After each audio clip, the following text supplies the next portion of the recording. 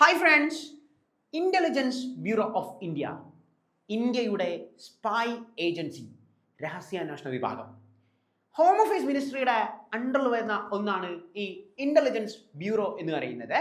നമ്മളുടെ സ്പൈ ഏജൻസിയിലേക്ക് ഇത്തവണ 10ാം ക്ലാസ് യോഗ്യതയുള്ള ആൺകുട്ടികൾക്കും പെൺകുട്ടികൾക്കും ആപ്ലിക്കേഷൻ വന്നിട്ടുണ്ട്. നമുക്ക് നോക്കാം എന്താണ് ഇതിൻ്റെ ക്രൈറ്റീരിയ, എങ്ങനെയാണ് ഇത് അപ്ലൈ ചെയ്യാൻ സാധിക്കുന്നത് എന്നുള്ള കാര്യം. ഞാൻ ഓൾറെഡി പറഞ്ഞു, 10ാം ക്ലാസ് യോഗ്യതയുള്ള ആൺകുട്ടികൾക്കും പെൺകുട്ടികൾക്കും ഈ എക്സാമിനേഷന് അപ്ലൈ ചെയ്യാൻ സാധിക്കും.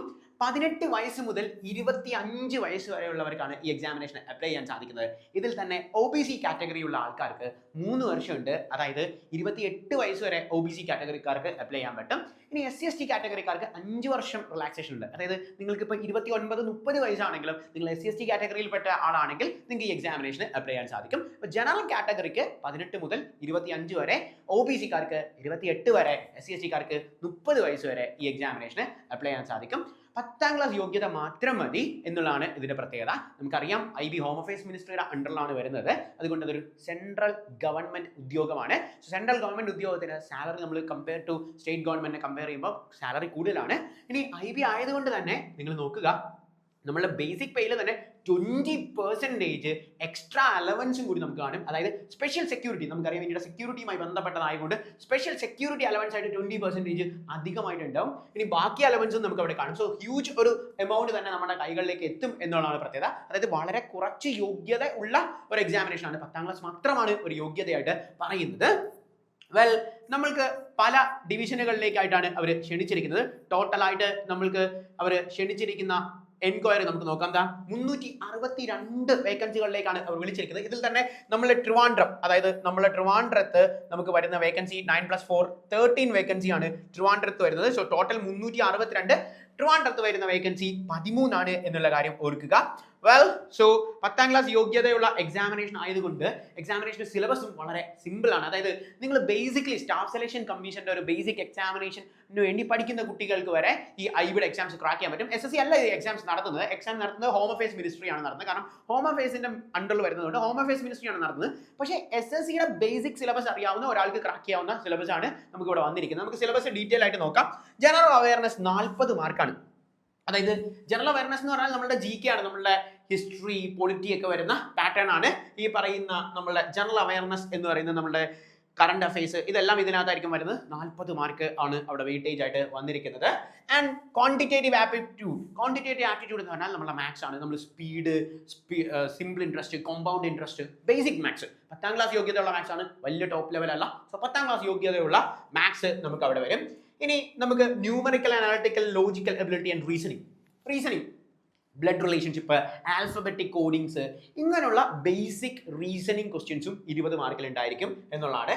English language, idioms, phrases, grammar, ഇതെല്ലാം കൂടെ 20 മാർക്ക്. അതായത് ടോട്ടൽ ഇറ്റ് മേക്സ് 100 മാർക്ക്. 100 മാർക്സിനായിരിക്കും എക്സാമിനേഷൻ വരുന്നത്. 1 മണിക്കൂറാണ് എക്സാമിനേഷൻ വരുന്നത്. നിങ്ങൾക്ക് എന്തെങ്കിലും കൺഫ്യൂഷൻസ്, എങ്ങനെയാണ് ക്വസ്റ്റ്യൻസ് വരുന്നതെന്ന് കൺഫ്യൂഷൻ ഉണ്ടെങ്കിൽ iPlusന്റെ ആപ്പ് ഡൗൺലോഡ് ചെയ്യുക.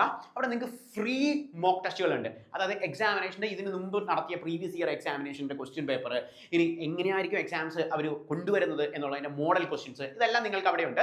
അപ്പോൾ നിങ്ങൾക്ക് ഓരോ ക്വസ്റ്റ്യൻസും ചെയ്തതിന് ശേഷം എത്ര ടൈം നിങ്ങൾക്ക് കിട്ടുന്നുണ്ട്, എത്ര ടൈം കൊണ്ടാണ് ഞാൻ ഒരു ക്വസ്റ്റ്യൻ, ഇപ്പോൾ മാത്സിൻ്റെ ഒരു ക്വസ്റ്റ്യൻ എനിക്ക് ഇത്ര സെക്കൻഡ് ടൈം എടുക്കുന്നുണ്ട്, റീസണിങ് എനിക്ക് ഇത്രയാണ്. അപ്പോൾ നിങ്ങൾക്ക് അത് ഇമ്പ്രൂവ് ചെയ്യാനും സാധിക്കും. അതായത് ഇന്ന് ചെയ്യുന്ന പോലെ ആയിരിക്കില്ല നാളത്തെ നിങ്ങളുടെ എക്സാമിനേഷൻ എന്ന് പറയുന്നത്. അപ്പോൾ ഓരോ ദിവസവും നിങ്ങൾക്ക് എങ്ങനെയാണ് ഇംപ്രൂവ് ചെയ്യാൻ സാധിക്കുന്നത് എന്നെല്ലാം നിങ്ങൾക്ക് ആപ്പിലൂടെ കൃത്യമായി വെരിഫൈ ചെയ്യാൻ സാധിക്കും. ആൻഡ് ഇനി രണ്ടാമത്തെ ടയർ എന്ന് പറഞ്ഞാൽ ഒരു ഡിസ്ക്രിപ്റ്റീവ് ആണ്. ഡിസ്ക്രിപ്റ്റീവ് നമുക്ക് ഇംഗ്ലീഷ് ആണ് ഡിസ്ക്രിപ്റ്റീവ് എക്സാമിനേഷൻ എന്ന് പറയുന്നത്. അതായത് ബേസിക് ലാംഗ്വേജ്, വൊക്കാബുലറിയിൽ ഗ്രാമർ ഒക്കെ വെച്ചിട്ട് നമുക്കൊരു ഡിസ്ക്രിപ്റ്റീവ് എക്സാമിനേഷൻ ആണ് ടയർ 2 ആയിട്ട് വരുന്നത്. അപ്പോൾ ഇംഗ്ലീഷ് നന്നായിട്ട് അറിയാവുന്നവർക്ക് ഏറ്റവും എളുപ്പത്തിൽ ക്രാക്ക് ചെയ്യാൻ പറ്റും എന്നുള്ളതാണ് പ്രത്യേകം. ബേസിക്കലി നമ്മൾ നോർത്ത് ഇന്ത്യക്കാരെ കമ്പയർ ചെയ്യുമ്പോൾ നമുക്ക് ഇംഗ്ലീഷിൻ്റെ ഒരു അഡ്വാൻറ്റേജ് കൂടുതലാണ്. നമ്മുടെ ലാംഗ്വേജ് സ്കിൽസ് നമുക്ക് കുറച്ചുകൂടി നല്ല ലാംഗ്വേജ് ആണ്. അപ്പോൾ നന്നായി ഇംഗ്ലീഷ് അറിയാവുന്നവർക്ക് ഒരു ഗോൾഡൻ ഓപ്പർച്യൂണിറ്റി കൂടിയാണ് എന്നുള്ള കാര്യം ഓർക്കുക. നിങ്ങൾക്ക് എക്സാമിനേഷൻസിന് വേണ്ടിയുള്ള തയ്യാറെടുപ്പുകളെല്ലാം iPlus നിങ്ങളുടെ കൂടെ കാണും. നിങ്ങൾക്ക് കൃത്യമായിട്ട് മെന്റർ സപ്പോർട്ട് ഉണ്ടായിരിക്കും. ആൻഡ് എന്തൊക്കെ കാര്യങ്ങളാണ് ശ്രദ്ധിക്കേണ്ടത് എന്നുള്ളത് നമ്മുടെ കോഴ്സ് ഓൾറെഡി ലോഞ്ച് ചെയ്തിട്ടുണ്ട്. ഇന്റലിജൻസ് ബ്യൂറോ നമുക്ക് എല്ലാ തവണയും കോഴ്സസ് ഉണ്ട്. നിങ്ങൾക്ക് ഡിഗ്രി ലെവൽ എക്സാമിനേഷൻസിന്, CHSL-ന്, ദെൻ നമ്മളുടെ 10th ലെവൽ എക്സാമിനേഷൻ, സോ നമ്മളുടെ സെക്യൂരിറ്റി അസിസ്റ്റന്റ് എക്സാമിനേഷൻ നിങ്ങൾ കണ്ടു കാണും. ആൻഡ് ലൈവ് സെഷൻസ് ഒക്കെ നമ്മൾ പോയിട്ടുണ്ടായിരുന്നു. അതേപോലെ തന്നെ നമുക്ക് കൂടെ ഉണ്ട് ഈ iPlus നിങ്ങളുടെ കൂടെ തന്നെ കാണും. നിങ്ങൾക്കത് തയ്യാറെടുക്കാൻ സാധിക്കും. അപ്പം ഒരിക്കൽ കൂടി ശ്രദ്ധിക്കേണ്ട കാര്യം എന്ന് പറയുന്നത് നമുക്ക് ഈ പാറ്റേൺ എക്സാം സെന്റേഴ്സ് എവിടേക്കാണ് കിട്ടുന്നത് എന്നുള്ള കാര്യം കൂടി നോക്കാം. നിങ്ങൾക്ക് കേരളത്തിൽ 5 സ്ഥലത്താണ് സെന്റേഴ്സ് ഉള്ളത്.